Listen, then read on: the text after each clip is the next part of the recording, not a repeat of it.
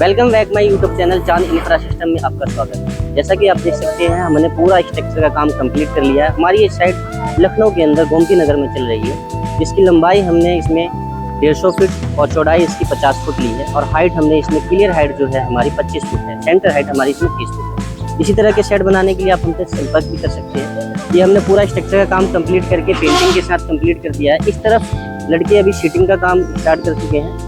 1 week के अंदर ये सारा शीटिंग का काम कंप्लीट हो जाएगा। देख सकते हैं वर्टिकल शीटिंग का काम चल रहा है। और इसी तरह के सेट बनवाने के लिए आप हमसे संपर्क कर सकते हैं। हमारा नंबर डिस्प्ले पे शो हो रहा है। और पूरी वीडियो देखने के लिए हमारे चैनल पर बने रहिए।